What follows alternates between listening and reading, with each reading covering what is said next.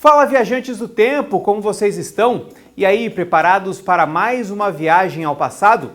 Hoje nós vamos voar diretamente para o ano de 1976 para falar de obras importantes da cidade. A primeira é a inauguração do viaduto Marcílio Fiori, localizado no bairro Vila Maria. Também vamos falar do projeto do prédio onde hoje abriga a Prefeitura de São José dos Campos, o Paço Municipal. E ainda temos o quadro Almanaque Retrô, para mostrar o que de melhor aconteceu culturalmente nessa época.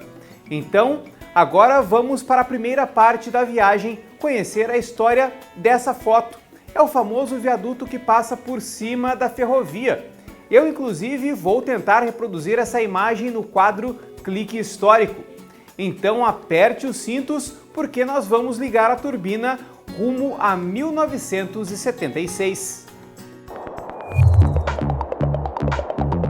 25 de maio de 1976, a inauguração do viaduto Marcílio Fiori movimentou São José dos Campos.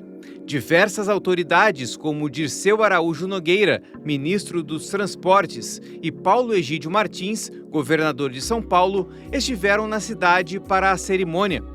Edinardo de Paula Santos era o prefeito de São José na época. Ele lembra de detalhes desse dia e revela que, além de melhorar o acesso dos trabalhadores à tecelagem Paraíba, o viaduto também serviria para deixar a ferrovia livre para o projeto de um trem intermunicipal que já era pensado naquela época. Para manter o acesso à fábrica da tecelagem, sem interromper a via do trem expresso, que era um trem que supostamente iria viajar mais de 100 km por hora. Né? Naquela época, o limite parece que era 130, 140 km por hora, já é bastante veloz. Né? O mais interessante é que esse trem-bala, ele é responsável pela construção de todos os viadutos que foram necessários ser feitos. Tem um viaduto em Pinda, um viaduto em Roseira, um viaduto em Guaratinguetá,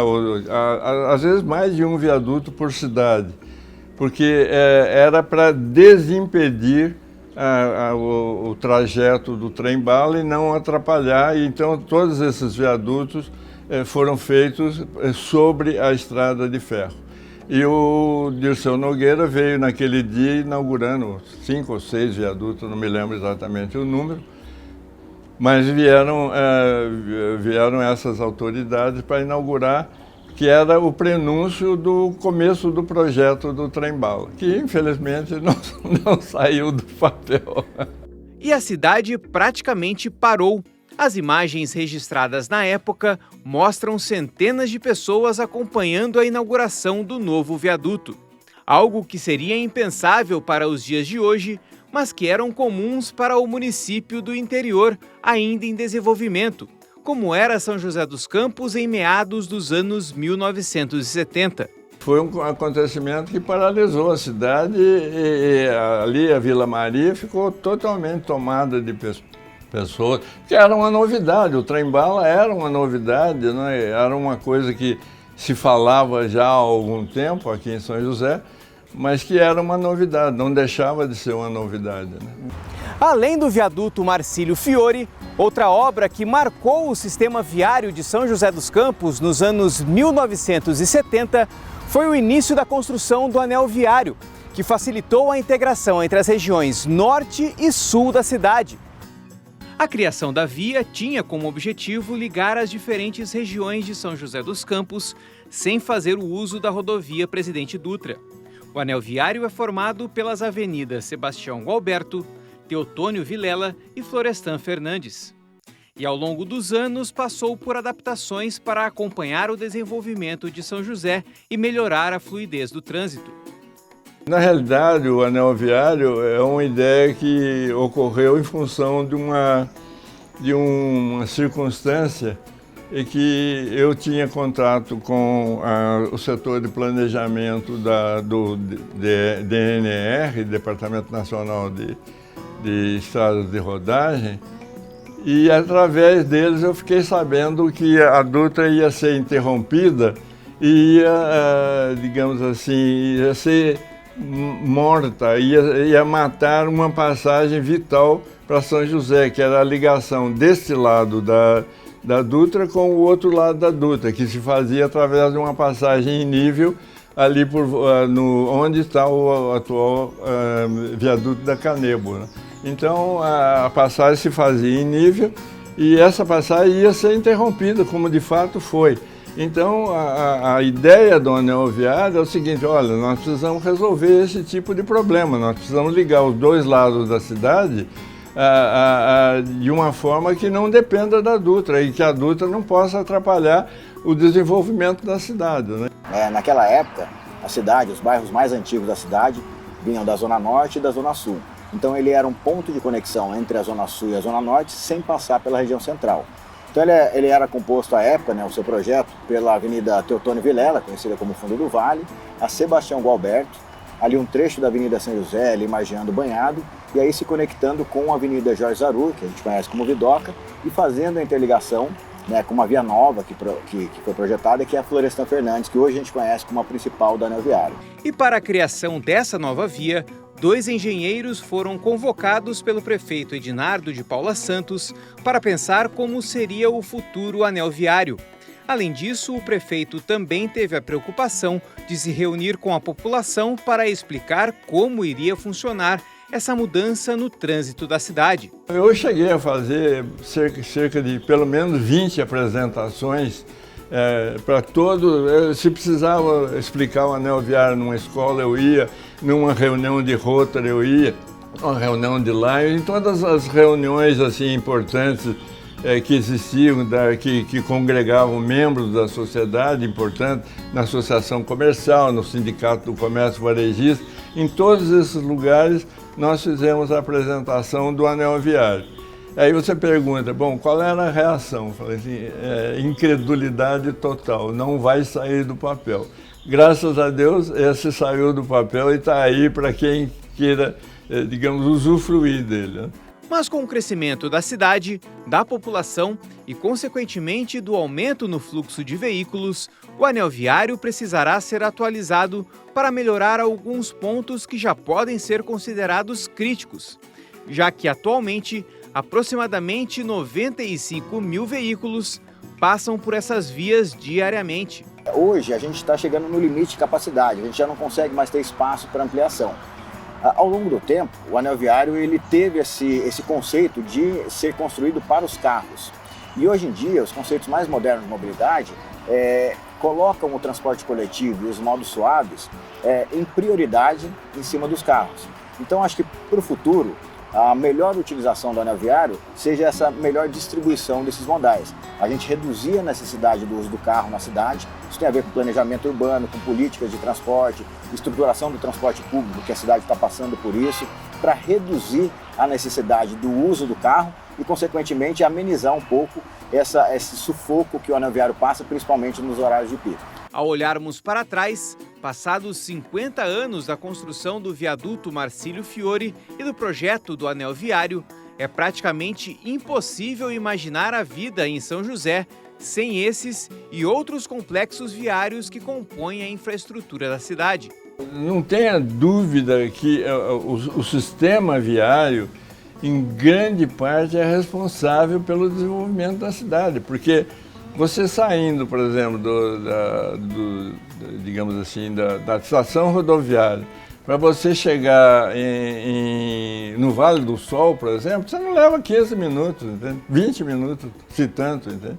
Não dá para imaginar, né? E até na década de 70, quando foi proposto o anel viário, foi aquele tipo de obra que as pessoas criticam, olha, um elefante branco para a cidade, quem precisa desse sistema viário? E hoje a gente vê a importância desse sistema viário para a cidade e a importância da gente ter uma visão de longo prazo para a estruturação das cidades. São José é uma cidade muito boa, que tem um sistema viário muito bom, graças a essas visões de longo prazo das políticas públicas, o plano diretor, tudo isso acaba envolvendo e trazendo para a cidade essa condição boa. Bom, pessoal, chegou o momento do nosso quadro Clique Histórico. A gente está aqui em cima do viaduto Marcílio Fiori, mas a gente vai procurar aqui o ponto exato, ou pelo menos aproximado, de onde a foto lá do início da matéria foi tirada, para a gente fazer aqui a foto e comparar, né, a foto antiga lá de 1976 com a foto atual aqui de 2026. Então será que, né, depois de 50 anos, como mudou? Se mudou alguma coisa? A gente vai procurar esse ponto, fazer a foto e depois comparar esse clique histórico com a foto antiga, da foto antiga com a foto nova.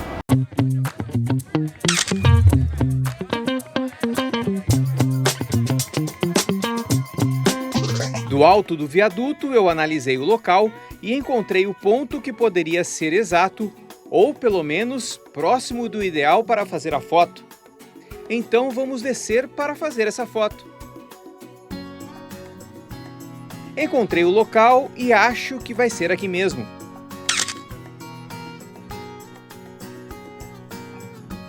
E aí, tá curtindo a viagem? Mas agora nós vamos fazer a nossa primeira pausa, tomar uma água, porque ainda tem muita coisa para a gente ver no ano de 1976. Já já voltamos.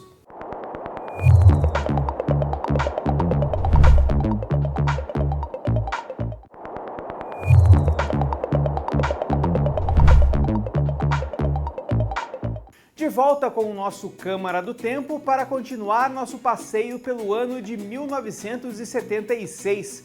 Você se lembra que na primeira parte da viagem nós falamos sobre a inauguração do viaduto da Vila Maria, certo?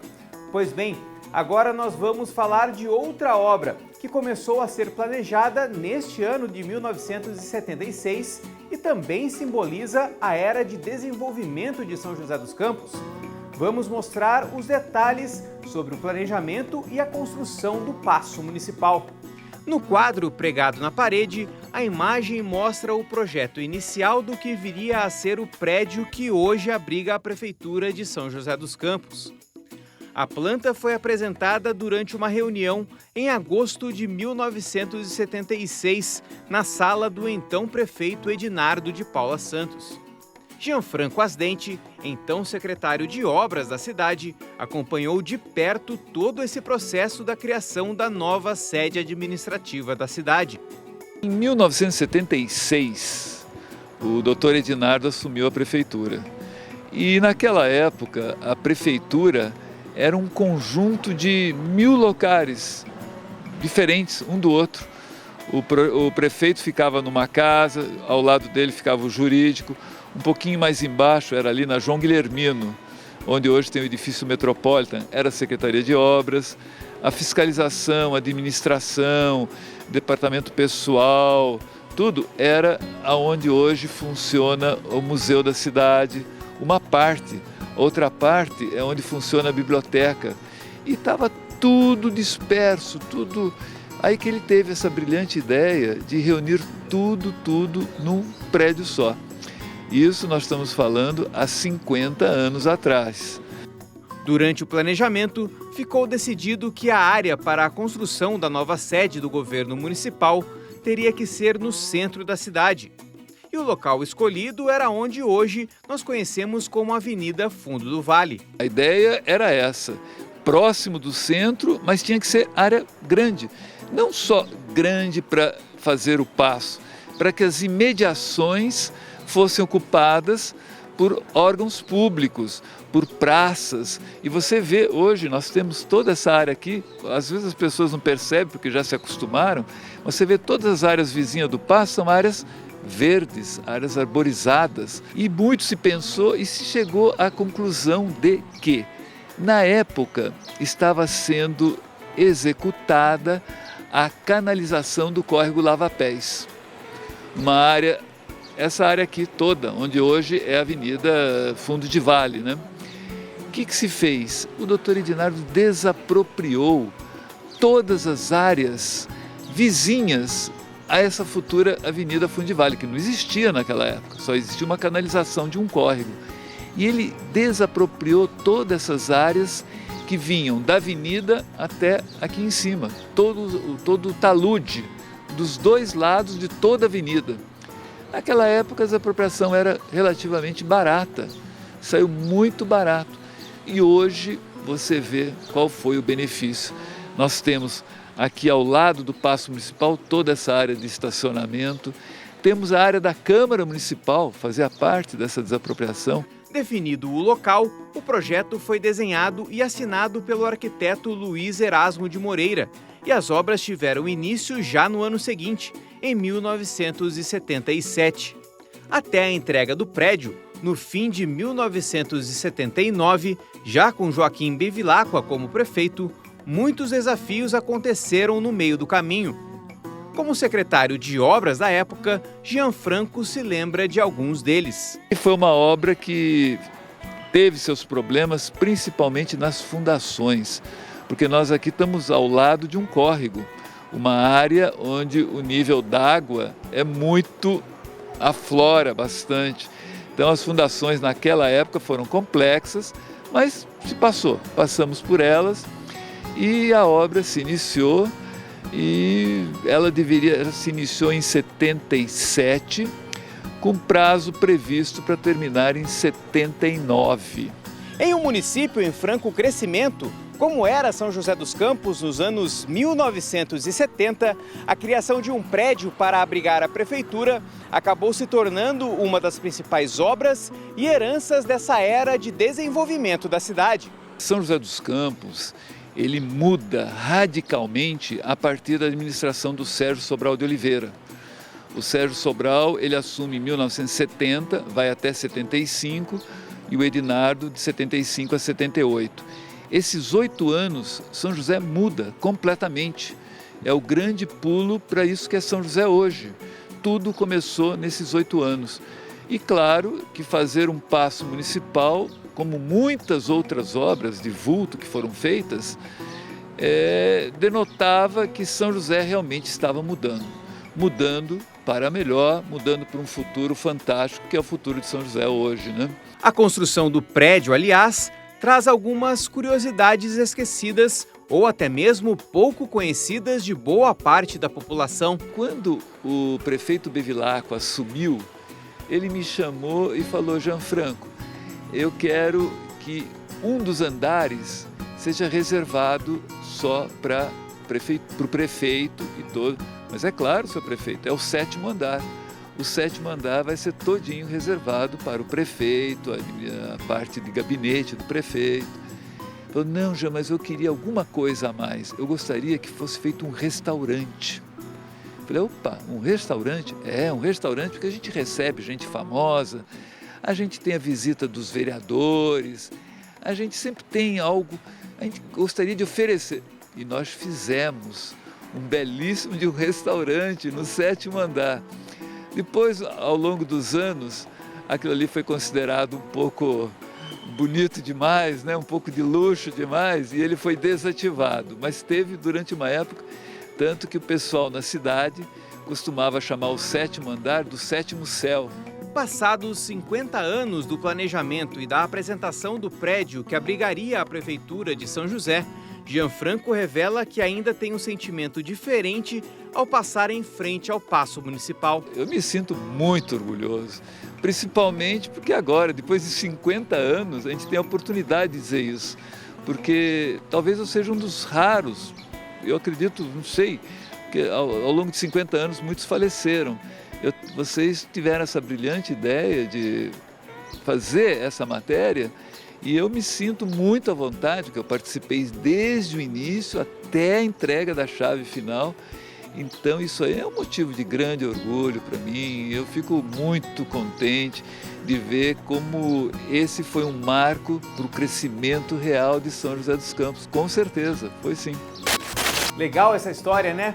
Mas olha, ainda não acabou não. Nós vamos fazer nossa segunda pausa só para reabastecer a nave e vamos continuar nossa viagem. No próximo bloco, temos ainda o Almanaque Retrô com o que de melhor aconteceu culturalmente em 1976. Voltamos já!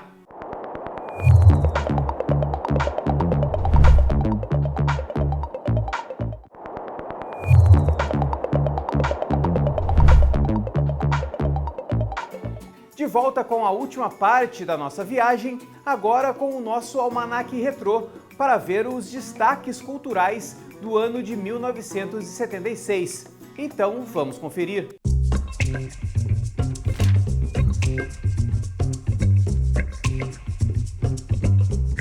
Na música, 1976 foi um ano marcante aqui no Brasil.